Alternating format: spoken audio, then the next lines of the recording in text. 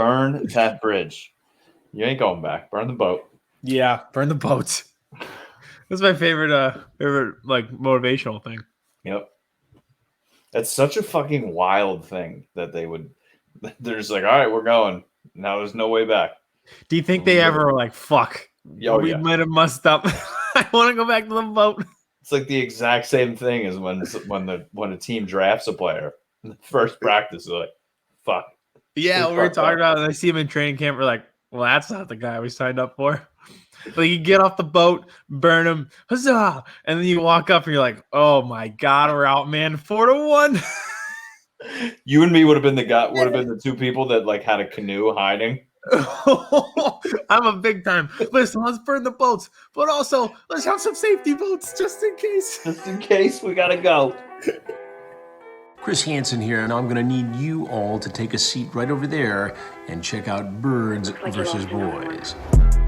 I think you're completely right here, and I hate it. Yep. Hey, idiots. Stop doing dumb things. I got 2 phones. Upset alert. I might go insane. I think you're already there. There's no hope. Hope is gone. If this was an AFC North podcast, we'd be done in 15 minutes. Bob Hope. I'm going to drink bleach. That is the team you promised me you were going to be this year. This is the Consciously Hopeful podcast. I'll be watching. All right. Welcome to episode 119 of Birds vs. Boys, the Burn the Boat episode. There is not a lot going on, ladies and gentlemen, in the world of the NFL. It seems to be all negative things. We are officially into summer, right? If you're listening to this, episode drops on June 23rd. We, I guess you could say, Aidan, are about a month away from training camps, correct? But before we get into that, how are you? Kmess here, Aidan. What's that? I'm here. I'm good. If you want to talk military strategy instead of football, I think it's the point of year where we can pull it off. We're here. Burn the boats, but have a canoe. Have a canoe just in case. Oh, God. All right. So we were talking off air in our producer meeting before this that there's, this is a rough patch right now that we're in terms of talking football. Mm-hmm. When there's the NFL, when there's nothing to talk about, that's a bad thing for the NFL because they'll still be in the headlines. They're just negative headlines. Like when the NBA ends, it gets more exciting somehow because then it's like, oh, where's going in free agency? Mm-hmm. Oh, the draft is a week after. Everything like that. During the dog days of summer for the NFL, it's like the worst headlines. Like that is their month of just, they're still going to be in the headlines all year long, but it's not going to be good. Well, it's like, I didn't even, I'm not the biggest NBA guy, obviously, but like all of a sudden I was like, wait, the draft's tomorrow? Mm-hmm. Like the final just ended. Oh yeah. They know how to capitalize. They go, like, all right, season's over, draft, free agency. I guess they kind of, I don't want to say they have to, but like the NFL doesn't have to. The NFL can just be like, okay, well, we're waiting 5 months like they do. Yeah, they can. And they just drag it out. But they have, since they're the NFL, they have that ability where they're like, all right, we can string this along from free agency in March to draft in April to schedule a release in May. But now we've hit that point in June where we're like, oh, crap, we ran out of stuff. So now we just have to testify on Capitol Hill. We watched 4 days of dudes jumping and broad jumping and running 40s in underwear. Mm-hmm. In March in an empty stadium. Yeah, with literally. Nothing, just people with stopwatches. And we're entertained. Locked in. Yeah. You watched every pick of the draft. Like you were watching the 7th round guys who are going to be gunners on special teams. Like that is how locked in you are with the NFL.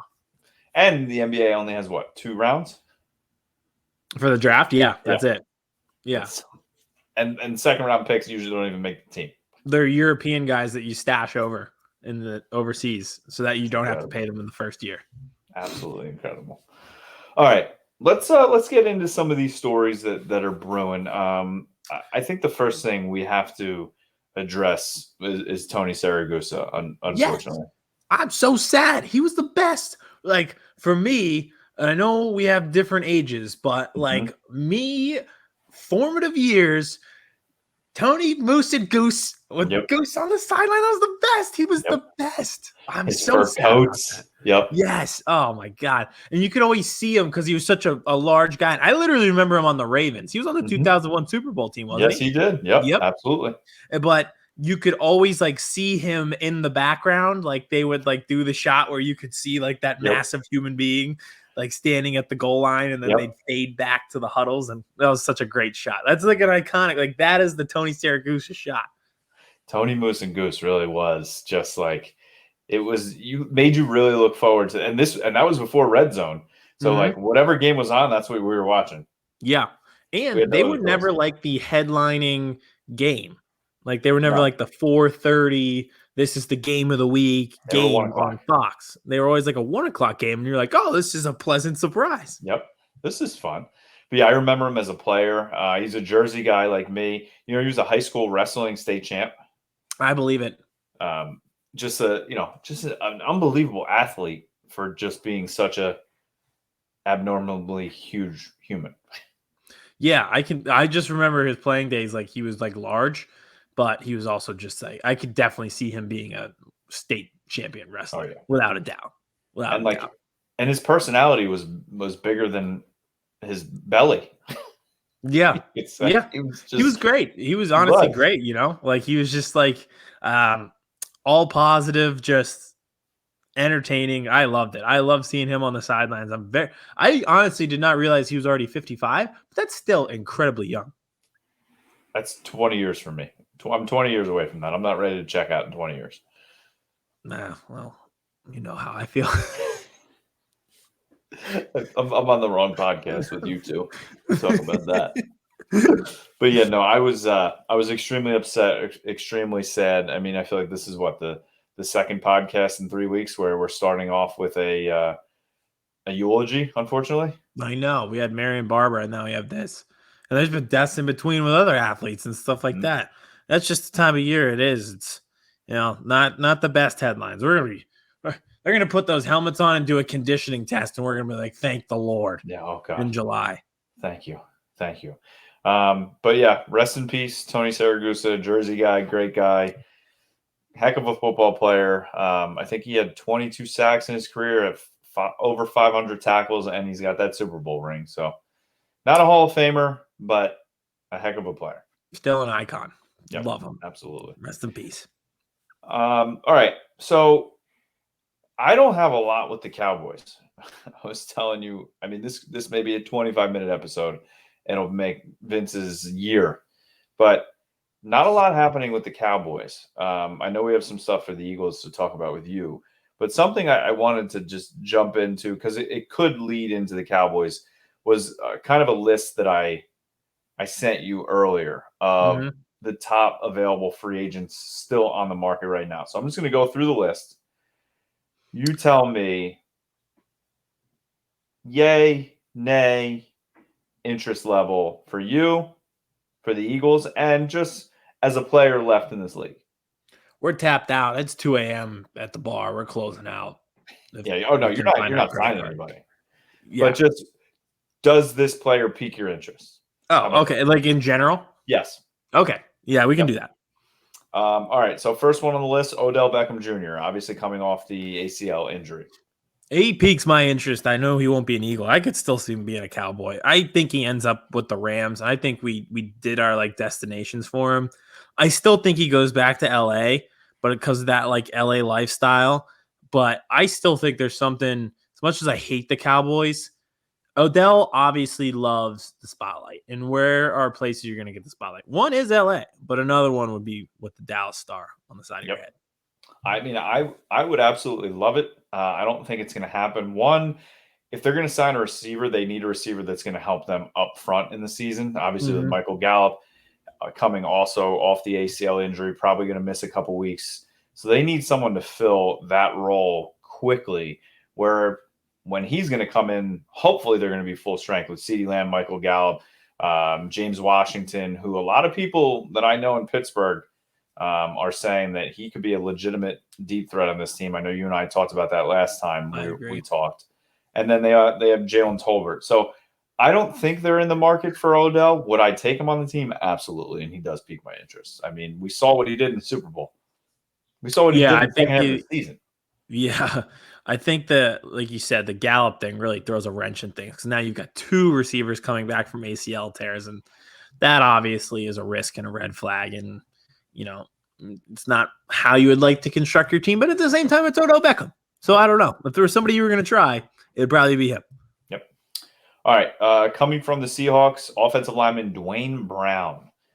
Nobody from the Seahawks offensive line I would ever want anywhere. I wouldn't touch him with a 10-foot pole. There's a reason that Russell Wilson is a Denver Bronco, and it is because of people like that. No offense. Let's ride. How old is Duane Brown? Let's see real quick. He's got to be pushing 30, no? I don't. They're all every Seahawks 36 years old. 36. I'll pass on a 36-year-old offensive lineman. No, I did Jason Peters when he was 36, 46, and 56, it felt like. So I think I'm okay. And I still have Tyron Smith, who's pushing that. He's the new wave Jason Peters. Mount. All right, coming from the Lions, Trey Flowers. Defensive back. No. Okay. Just no. Okay. I don't have anything more than that. I keep forgetting that we're opening the season against the Lions. Like, that is the most, like, that should be 1-0, feeling good. And if you're now 1-0, that's one of those weeks where you're like, I wish that media did not exist. Because who do they open against at home week 2? Oh, God. Because that's going to Vikings. The Vikings on Monday Night Football. Yeah. So that's pray for the Vikings. The Vikings want the Eagles to win week 1 in Detroit, because if they don't, death. Yeah. It's going to be a repeat of the of the AFC or the NFC Championship game. Yeah, honestly, we just got to take the frustration out on somebody. Mm-hmm. All right, coming from the Browns, center J.C. Tretter. I think you already know my thoughts on this. I was going to say, you might as well go get him. I don't know why you don't. Obviously, we're not going to do it. We have a legend, maybe a future Hall of Famer in Jason Kelce there, so I don't. But as a player, yeah, he would pique my interest as another team. I don't know why the Cowboys wouldn't do it. Because love our guys, and they're saving their cap space to pay Micah and Trayvon and CD Lamb in a couple of years. I get that, but no. At the same time, I don't. No, like you have to capitalize on the window of not paying those guys right now. Well, and the other thing is, it's June 22nd, 23rd now, if you're listening to this. These dudes are not getting monster contracts. Yes, this is when you fill out your roster with guys who are like formidable starters, not stars, but starters, can give you playing time. Like Tartt, the safety that we just signed, started 14 games for 49ers last year. You know what the June price on him is? He's paid 6 cents. Yep. Like, I don't know. You're right. This is not like going to kill your cap space. No, you signed him to a 1-year deal, and he's a veteran who brings you presence and could upgrade the role. And if he doesn't look good in training camp, guess what? See ya. Yeah, then it's done. Okay. Yeah. Moving on. All right. Coming from the Titans, Julio Jones. No. Yeah. Just no. I think if he's smart, go to the Colts. Go back with Matt Ryan. He doesn't need to be number 1 there. Help them out, veteran presence. You guys already have that, can just wink at each other and know what you're going to do. But I think that would be his last hurrah. Otherwise, I think he may be done. I think it's done. And my biggest fantasy regret is not getting him in his prime, which would have been awesome. I got him finally, and it was just like hamstring pull. Yep. Immediately. I had him not this past year, the year before, him and Hopkins together. I was like, I will be unstoppable. And then it was like every week, it's like it was like 12:47. Like, is Julio playing at 1? Yeah. Wait, I had him at the same time. And I was like, wait, this sucks. Like every Sunday at 12:30, I'm like, all right, well, when he hit the field today, was this a put? Remember that dog? Was this a bones or a no bones day? Julio Jones. I was the guy like tweeting at those like fantasy accounts, like, if you have Julio, should I ride with him or start him? Yeah, like that's the worst feeling in the world. You're like, all right, I can't even like sit here and relax for 20 minutes, Meanwhile, also timeout. this just reminds me of like Sunday mornings and stuff.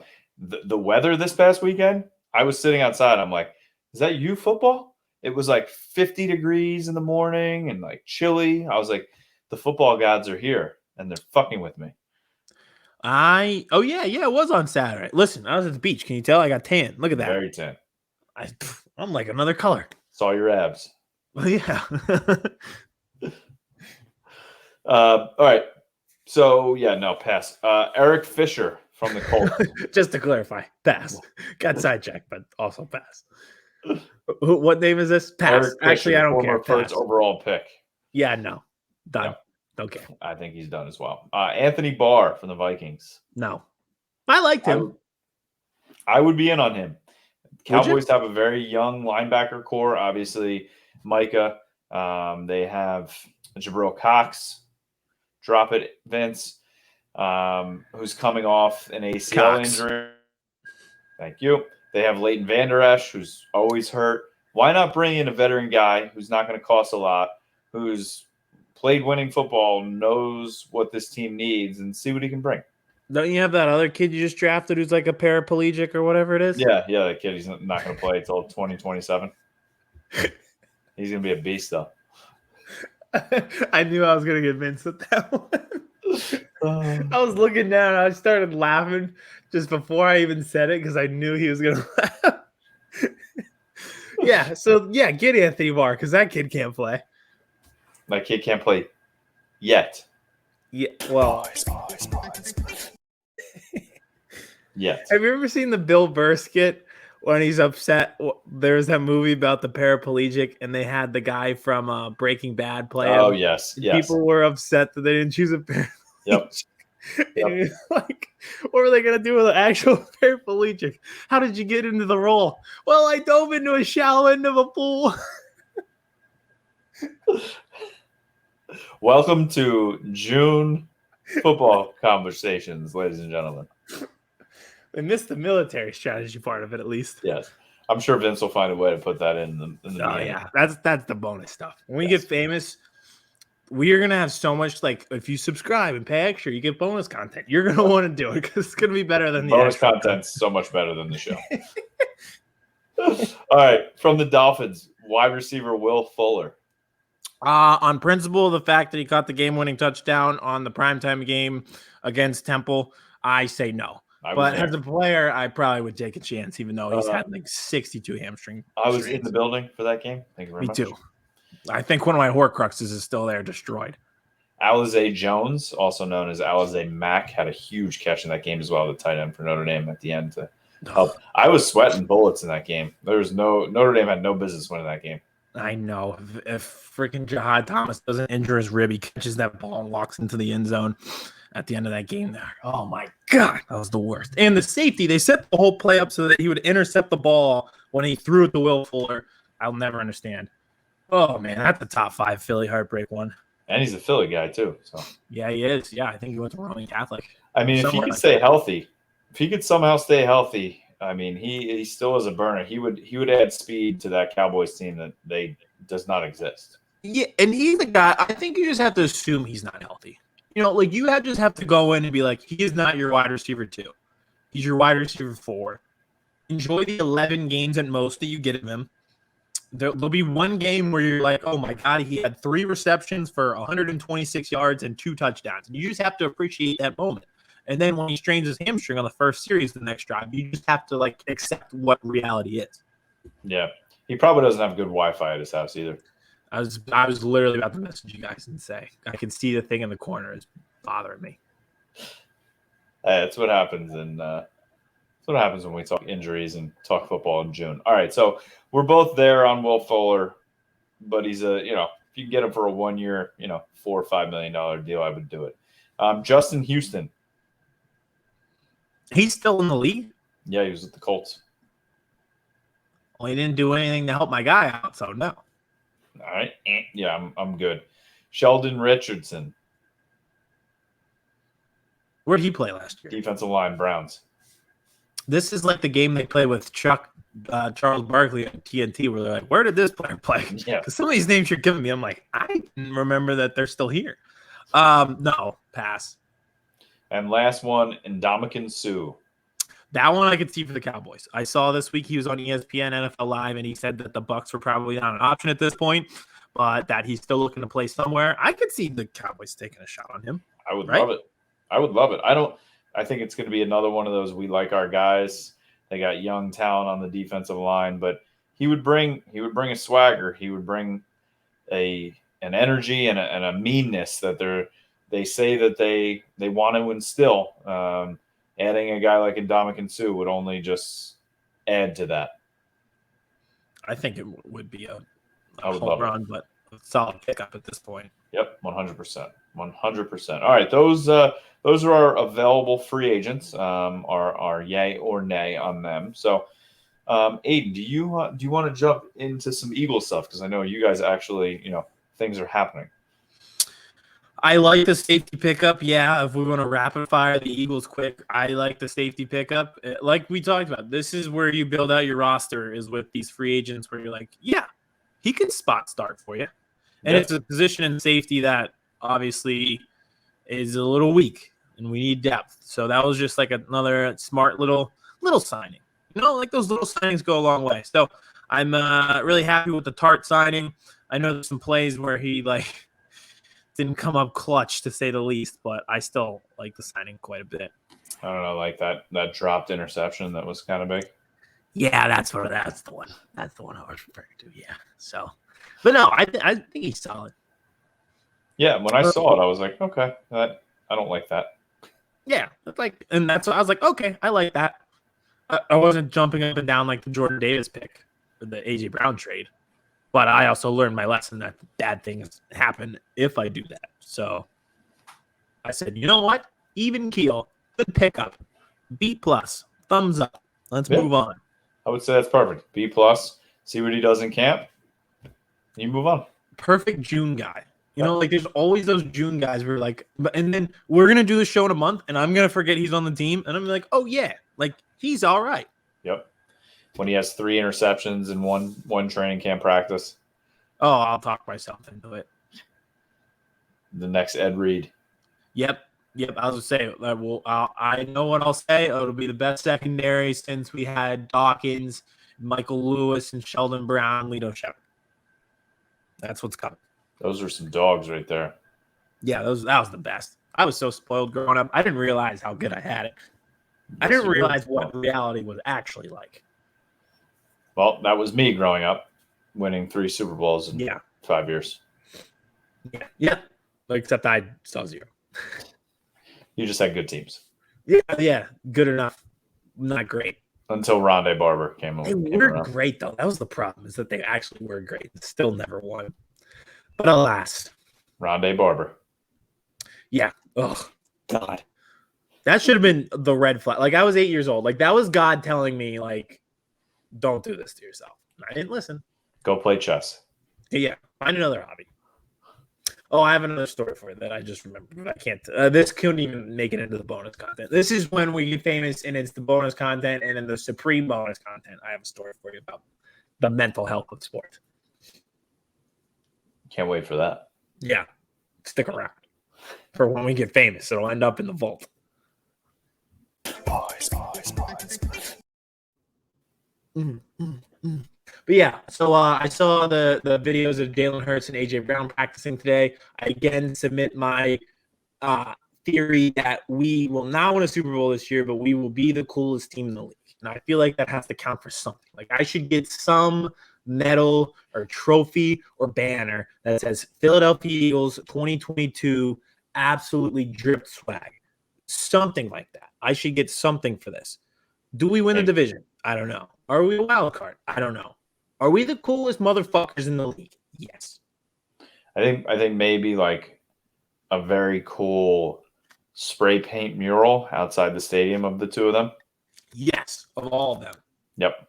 That'd be really good. That's a great idea. And then just the paint is dripping and it just says drip swag Philly. Yes. Oh, that's actually a fantastic idea. How do we get in touch with the marketing department? Because I think we have this figured out. And you know how there's that one side of the stadium, you drive by it on I-95? Can you imagine if you're driving by on I-95 and you just saw that mural and be like, wow, that's awesome. Those dudes fuck. That's what everyone would say. Yes. Like people flying into Philly from like Sweden, and they see it on the plane. They're like, "Whoa!" That's their first taste of America is a mural of Jalen Hurts and AJ Brown dripped out in chains over their jerseys. Yeah, 100% it. Among the other cool guys on this team. Like, we've made it. We've made it. Yeah, we've made it to America. Welcome. It only goes downhill from there. Speaking of swag and drip and style, the new logo. What are we thinking? Oh yeah, we did not talk about this. Vince likes it. But he does this thing where he wants to be different, and he's like, that's cool because everybody else said it wasn't cool. I think I'm in the middle, and that's where I usually land. Is I'm the middleman. Vince is the one who's like, I'm the unique guy. So my stance was there's nothing wrong with the old logo. So why did we need to get a new one? Money. You're right. Kevin's making the money signs. Correct. Yeah. But at the same time, this isn't a bad logo. Like, I've seen some bad jersey combinations and logos and fonts for NFL teams lately where I'm like, is this USFL or is this NFL? Yes. This one's not bad. And what I was thinking about it is if you take the logo and you see the picture on Twitter, you're like, all right, like that's fine, good. I think if you saw it in an end zone setting, which is where it's going to be, you'd be like, oh, that's pretty sick, which that's the whole purpose of it. You know, like that, it's not on the actual jersey. Logo. Yeah. When you see it there, I think you're going to really like it in the end zones and stuff like that. That's where I can envision it, and that's where I think it'll look cool. And I will tell you, I think that logo of the Eagles in white on the front of a Kelly green jersey would look fresh. Oh, yeah. Yeah.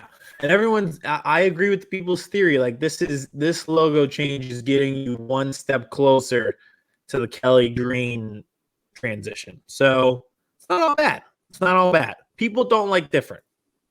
Yeah, it's just the old McGrudgeon people. I didn't hate it. I was at first when I saw it, I was like, my first reaction was just like, huh, that's interesting. Yeah, like, mine was like, wait, why did we change the logo? And then I saw it, I was like, all right, cool. Yeah, definitely don't hate it. It's definitely, they're going to make a lot of money. And I feel like they can make like that, even like just that Eagles on a Kelly green hoodie, just saying that in white looks fresh. Oh, Mitchell and Ness is going to make a killing now. Yeah. They already were before because their stuff is incredible, but yeah.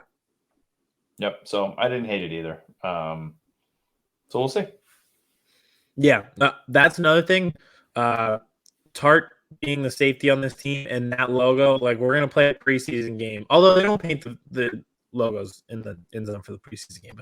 But week 2, it'll be Monday Night Football. And we will have lost to the Lions and everyone will be pissed off. And then they'll see that in the end zone. Like, damn it, I forgot about that. Yeah. We're going to lose. Everyone's going to be like, it's because you changed the goddamn logo. You know that. God, yeah, you know it. Yep. 100%. They're going to lose their minds. That's Can you imagine like losing to Jared Goff week 1 in Detroit?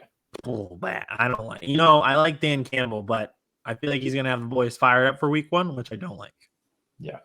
They're ready to eat kneecaps. Mm-hmm. Exactly. They're going to come up all fired up. You know what would not look good?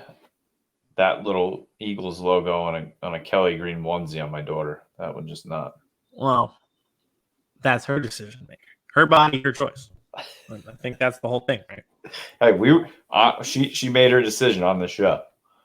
I genuinely hope, and I hope for all of our kids' sake, Vince's future kids, aka his cats, Eddie's illegitimate child that probably is out there. I probably won't make it to childbearing years, but if I did have a kid, I hope they all choose different teams. Yes. I think that'd be hilarious.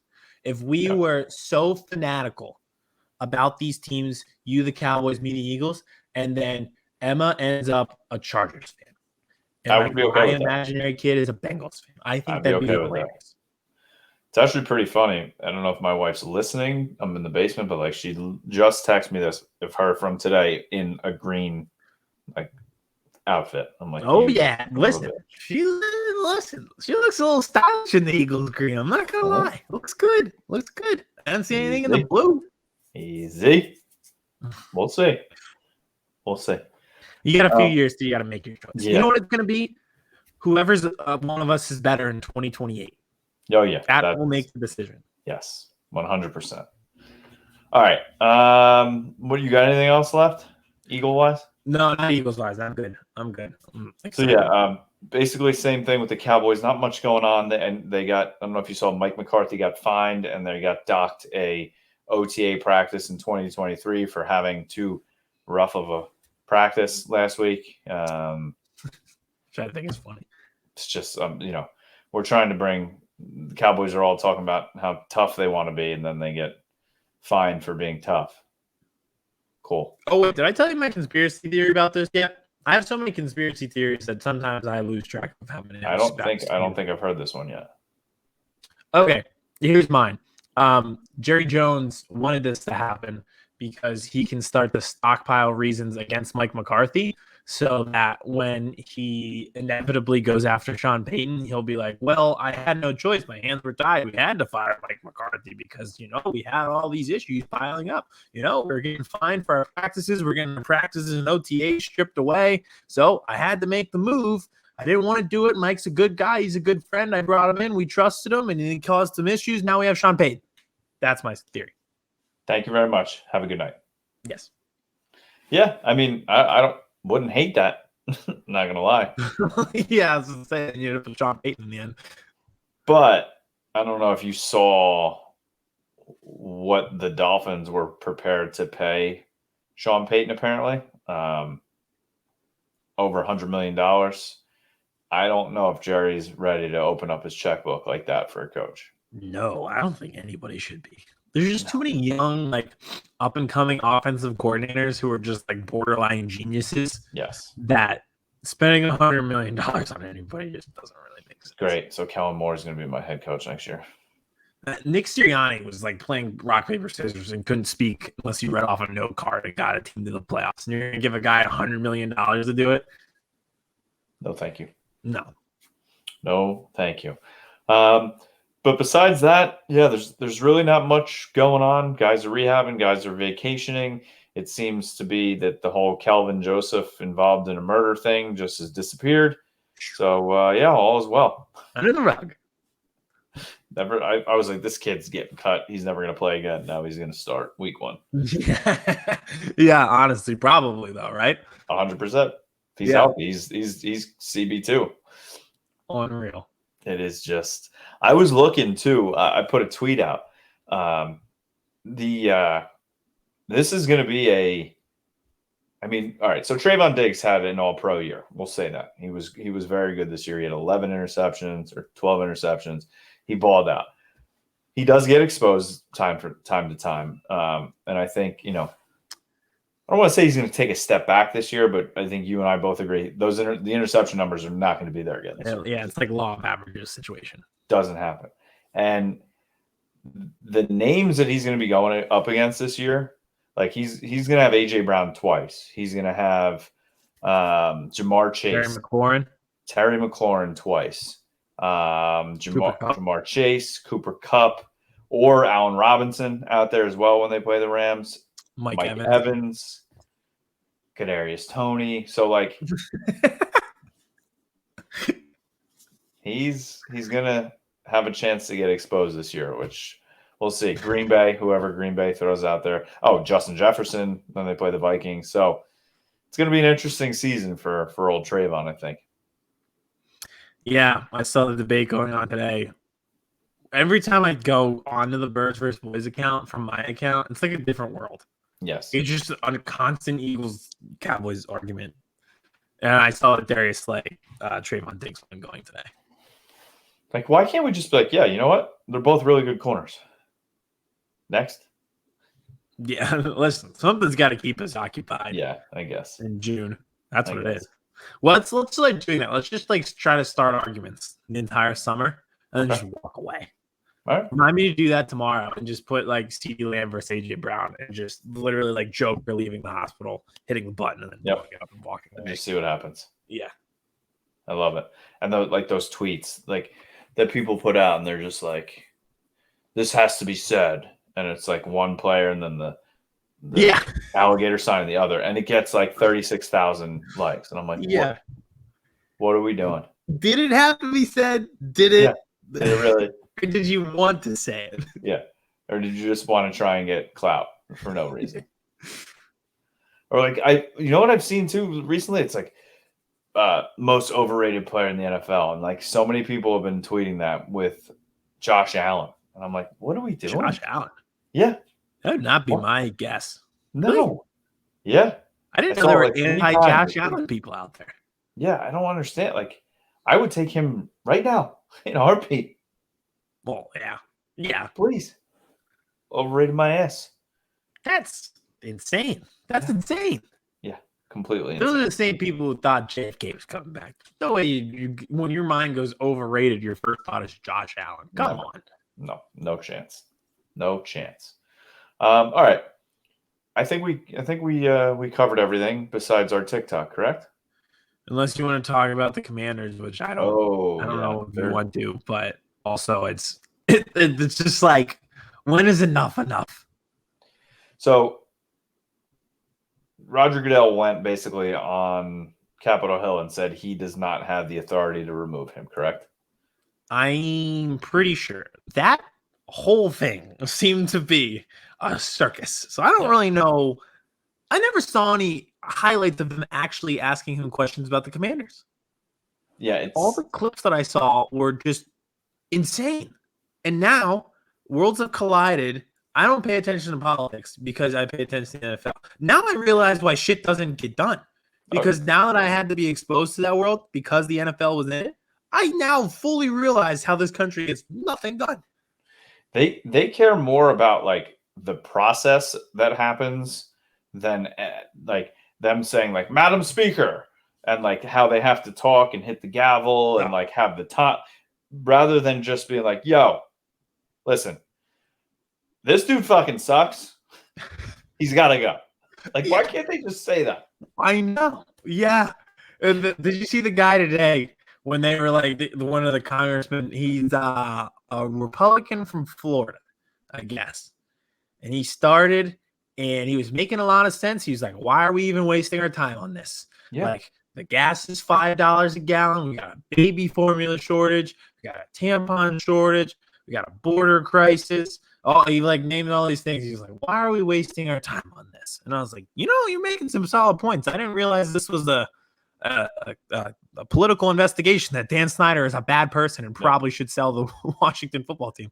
And then it all went downhill really fast. And he was like, and Dan Snyder, like, he obviously, I take his word. Like, he said that they changed their ways, and I believe him. I was like, you were going so well. You were so close. Like, we were so close to getting stuff done. Is there seriously a tampon shortage, or did you just say that? That's what he said. Hold on, Vince. I DM'd the clip to Birds vs. Boys. If you want to pull it up, we can loop a little bit of his speech. Because, listen, at the beginning, it made sense. That's what he said. I don't know. Given those people, there could be, or they could have just made that up. Then I don't know. Saying there's a shortage on anything. There's a shortage on anything. There's a shortage on everything these days. There is. But yeah, so I don't know where this leaves the Washington Commanders football team, R words, whatever you want to call it. Like, I don't understand the point of this hearing.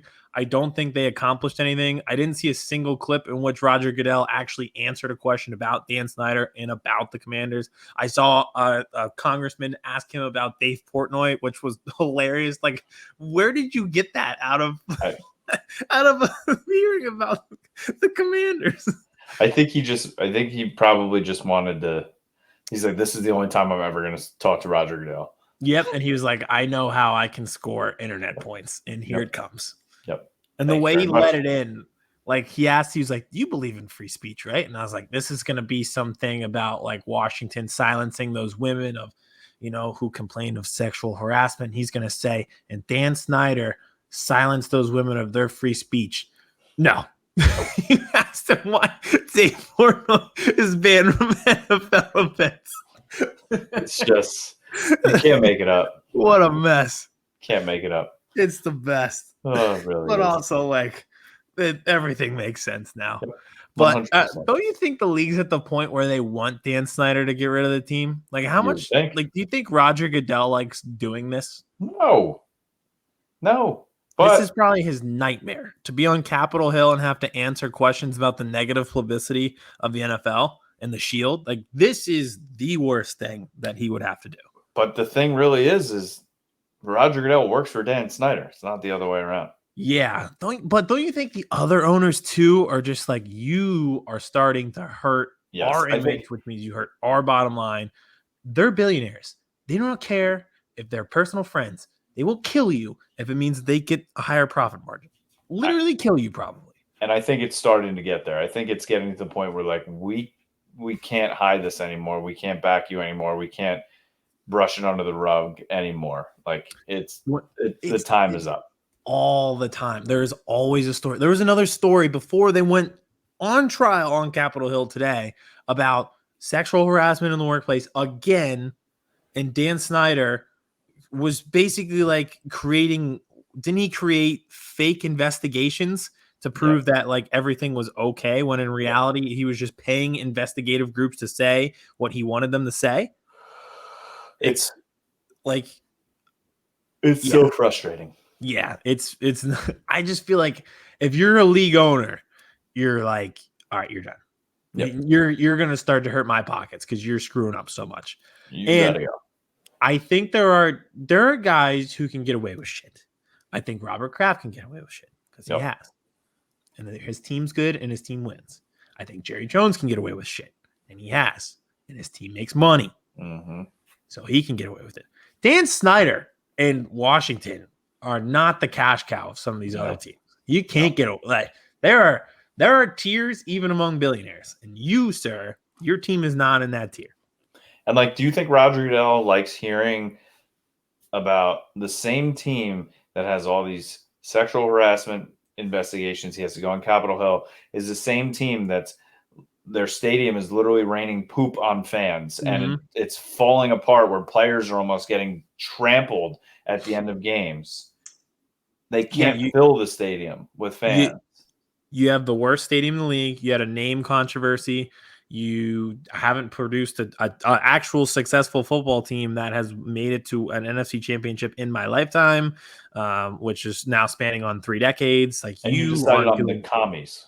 The commies. Yeah, exactly.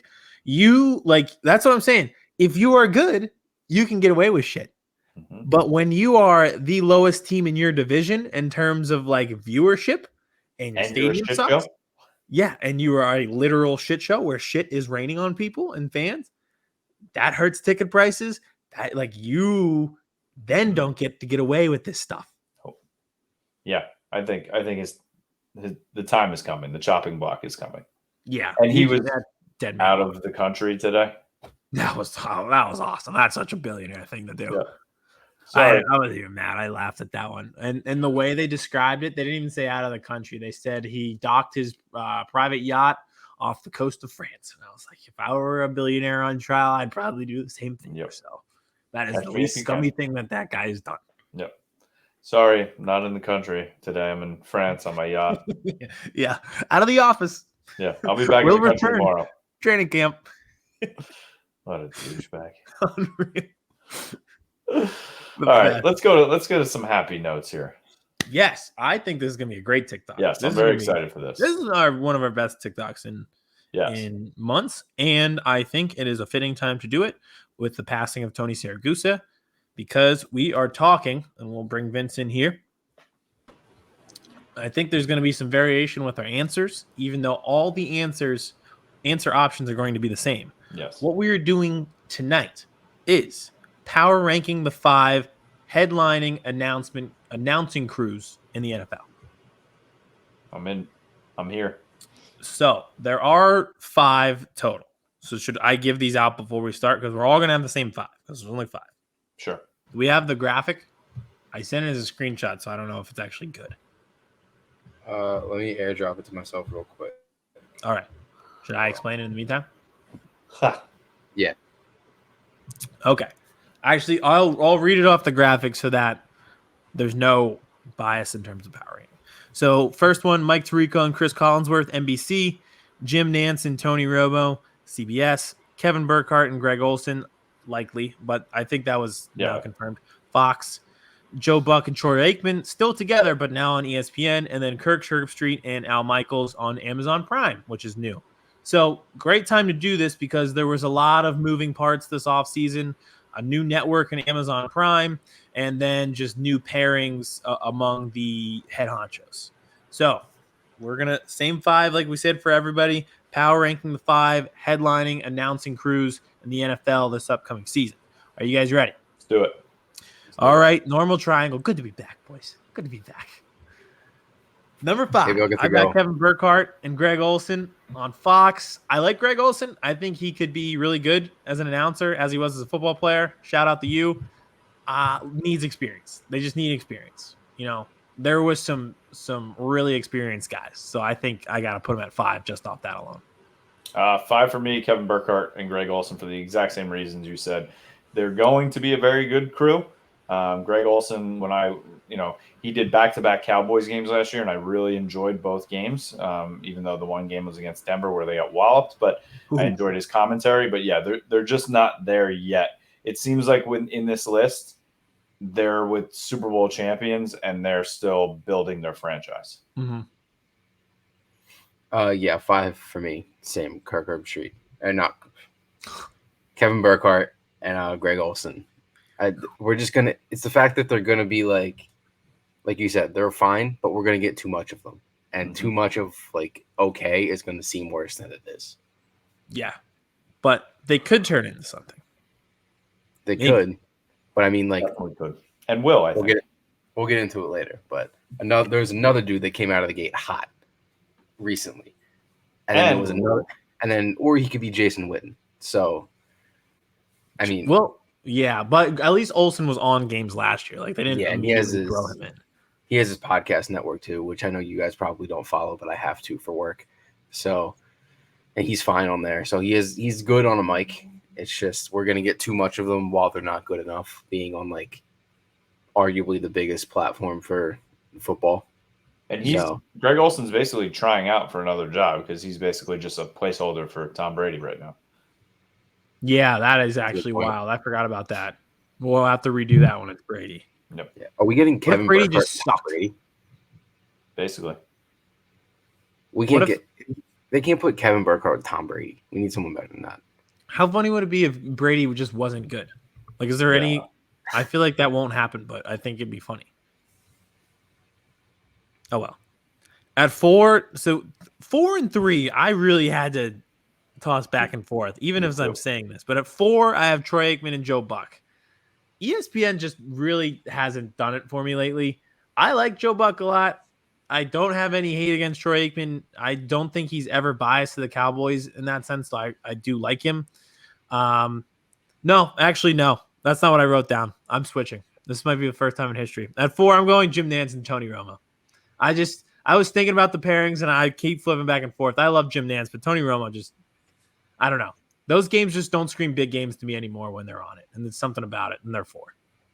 I switched. 4 for me, same thing. Jim Nantz and Tony Romo. I love Jim Nantz. I love Jim Nantz for golf. He just speaks to me of the Masters. And I do enjoy, his voice and in big games. But, yeah, I loved Tony Romo the first year and a half. This past year, I don't know. Something happened for me listening to his games that I don't want to say he bugged me, but it just didn't. It seemed like he kind of didn't care this year to me. It was just like he didn't have juice. It didn't feel the same. Yeah. So they're 4. 4 for me. It's Mike Tirico and Chris Collinsworth. It wasn't even a question. They would have been 5 for me but other than the fact that we're going to hear way too much of Greg Olsen and Kevin Burkhardt. I don't like Chris Collinsworth. I don't like Mike Tirico. This is a pretty easy choice.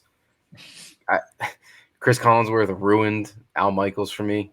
I'm so glad he's away from him. Al Michaels is one of my favorite announcers of all time.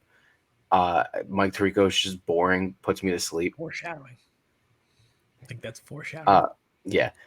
Al Michaels or Mike Tirico just puts me to sleep. I don't like his voice. I don't like his energy. He's just a boring guy. All right. Jeez. I just find him boring. All right. Jeez.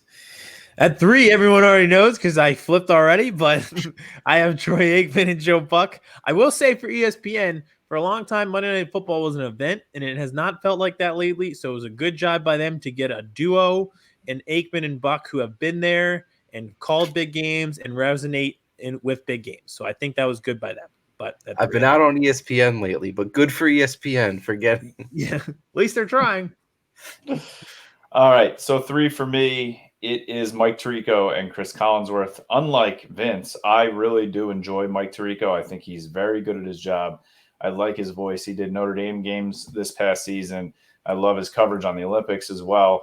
And I think Chris Collinsworth is vastly hated for reasons unknown. Yes, he screws up, but I think he's a lot better than people give him credit for. I really enjoyed him with Al Michaels. Sunday Night Football became the main show for me under Al Michaels and Chris Collinsworth. It used to be Monday Night Football. It easily now has become Sunday Night Football, and that is a huge tribute to what Chris Collinsworth and Al Michaels did together in the booth. Yeah, I don't think Chris Collinsworth is bad at his job. I just don't like him. Like, I just don't like his energy. I don't like his vibe. That was my problem with him. 3 for me, I have Jim Nantz and Tony Romo. I love Jim Nantz. Like you said, Tony Romo kind of took a step back this year. I don't know if that was his fault or if he was kind of told to reel it in. But that's a good point. It just didn't follow up like how hot he came out of the gate. All right, at 2, I have Mike Tirico and Chris Collinsworth. I think Tirico's underrated. He kind of fell off because you're not seeing him on ESPN Monday Night Football anymore. You're seeing him at Notre Dame games, but he's very underrated. Chris Collinsworth, I don't understand the hate either. Kevin, I totally agree. I liked him, and the big spectacle wasn't Monday Night Football. It transitioned to Sunday Night Football, and when you heard Al Michaels' voice and when you heard Chris Collinsworth's voice, then you were like, this is a big game. They had big game voices. So 2, I have Tirico and Collinsworth on. They're doing NBC. So 2 for me, it's Joe Buck and Troy Aikman. I love this combo. I'm glad that they're still together. Like you said, ESPN Monday Night Football has really taken steps back, especially since when I was a kid. Like I said before, Monday Night Football was the Super Bowl every week. It was what everybody looked forward to. And I think they're going to try and bring some of that energy back with these two because, like you just said about Collinsworth and Michaels, to me, hearing Buck and Aikman together, that's a big game. Usually those 425 game of the week were always big game. It screams Lambeau Field to me, just the two of them together. So those are always big games. I'm really looking forward to having competent announcers in the booth again on Monday Night Football. 2 for me, I also have Joe Buck, Troy Aikman, just, tied and true. You know what you're getting out of them every time. Kirk Cousins of broadcast booths. And I think ESPN had that situation. Like, they have Monday Night Football. Everyone loves Monday Night Football. But it's just like, I'm bad at wrapping Christmas presents. So it's like, I'm good at buying gifts. I can't wrap them. It's going to look terrible when I give it to you, but the product's good. Like, what's inside there is good. So they finally got the good wrapping paper with Joe Buck and Troy Aikman. So I think maybe they figured it out this year. You really brought it home on that analogy. Yep. That was not bad. I like that. Mm-hmm. All right, at 1, I have Kirk Herbstreit and Al Michaels on the new Amazon Prime streaming network. I think Al Michaels is just the GOAT play-by-play guy. Again, we talked about big game voice. And then Kirk Herbstreit, far and away, most knowledgeable football voice, incredible on College Game Day, incredible on the college primetime game that he does weekly when he was with ABC and ESPN. I think that will continue when he's in the NFL. Obviously, it's a jump. He's admitted that he doesn't get to watch a ton of NFL because of the College Game Day thing. But with this new job, I really, really think he's going to do a great job. I think he is fantastic in the booth. 1 for me, obviously, also Herbstreit and Michaels. I absolutely love Al Michaels. Like I said, Sunday Night Football became the Super Bowl each week, and that had to do with Al Michaels. But Kirk Herbstreit is my guy. I mean, like you said, on College Game Day, with him and Fowler together, any game that they called, I don't care if it was the Citadel and Grambling State, you felt like a big game because those two were calling it. I could listen to Herbstreit talk about paint dry, and he's going to make it interesting to me. So having those two voices come together in a culmination to call games, and we still get Herb Street on the College game day and with Fowler. It's just it's the icing on the cake. I'm so excited for this booth together. I just hope Amazon doesn't screw it up somehow. That's true. Yeah, same one for me. Kirk Herbstreit, Al Michaels. Al Michaels is one of my favorite, probably my favorite broadcaster of all time. He's always has like, there was always, before gambling was cool, there was always the wink at the over and like, this game's not over yet, stuff like that. And then I fell in love with Kirk Herbstreit I was never a big college football guy. I fell in love with him from Pat McAfee. I heard an interview on there, and I watched more college football because of that interview with Kirk Herbstreit. He's just like Aidan said, like knowledgeable, the opposite of Chris Collinsworth to me, where he's likable. I just like listening to him. I believe him. Like I buy what he's saying, like emotionally and also like the substance. So I think that combo and what the juice Amazon has, like financially, this broadcast should be a good one. I hope so. I really think so. You're right. I'm worried about what Amazon is going to do. Yep. They've never done They've it. been doing games for 3-4 years now, so like they have practice. Does the Titans Jaguars on Thursday Night Football count? Well, you're not going to come out of the gate hot. Like you're not going to And they're not the main thing. Like you could watch it on NBC, right? Like they got like 3 games, I think. Yeah. Yep. So yeah, no, they've had practice to iron out the bugs. They know they should know what they're doing at this point. That's true. I'm sure Michaels and Collins and Herbstreit have a lot of say in everything, so they'll make sure this is good. Are we losing the Manning cast? Are we losing the Manning cast? Because are they going to draw eyes away from Aidan and Buck?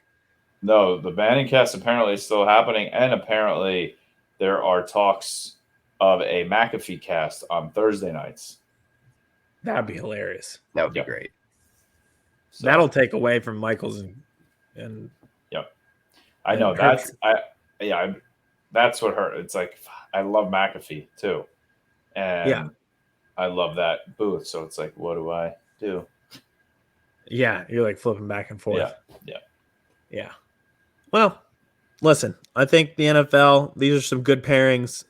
I'm excited to hear these new things. I'm a traditionalist, so I liked how everything was remaining the same for a while. Now we've got this shakeup, but I think a shakeup was needed. So I think this is good. I think this is good for the NFL. And I'm excited to hear how these work out. Also, honorable mention, I love Kevin Harlan. That dude makes every call fun. I know my favorite TikToks, like main one, but I love him every time he's on the mic. My favorite TikToks are the Mike Breen ones when you hear bang and your team's down 13 points and it's just like people wanting to kill themselves. Oh man, those are the best. Thank you, Vince. That was great. I'm surprised that we all went with the same number 1. That did shock me a little bit. I thought there was going to be a little bit more, disparaging or not. I think it's like the right word. Conflict. It's just 2 of the most iconic voices coming together. Yeah, you're taking the best football play-by-play guy and putting him with the best football color commentary guy, even though it's college, and you're just hoping that works. They could have terrible chemistry. They could hate each other by week 3. Yep. But just that logic of just you're putting the best together. Yep. I'm so excited. Yeah. So excited. All right. That's all I got. I'm good. There's not a lot going on, like we said, in the NFL. Still went an hour, though. The week we get closer and closer to training camp, Aidan and I will get Tanner and Tanner. Well, maybe I'll get Tanner. He'll get Redder as we get closer to training camp, and then things will start flowing. More interviews, everything. More everything. I'm pale. So go follow us on Twitter. So Birds vs. Boys pod. So then you can follow Aidan just lighting matches on Twitter, arguments all the time. We're going to be dropping. Yeah, we're gonna cause conflict from now on. We're causing chaos on social media now. Mm-hmm. It's coming. And then anywhere you can listen to podcasts, we are there. Check out our YouTube channel. You can see how clear Aidan was for this entire broadcast if you watch on our YouTube channel. I'm going to be so mad. And follow. I'm going to be so mad. Ugh, I'm already mad. Subscribe for our future bonus content 5 years from now when we get bought out by some streaming service for the bonus vault. Mm-hmm. And remember, if you burn the boats, Always have a canoe waiting, Keep a canoe. just in case.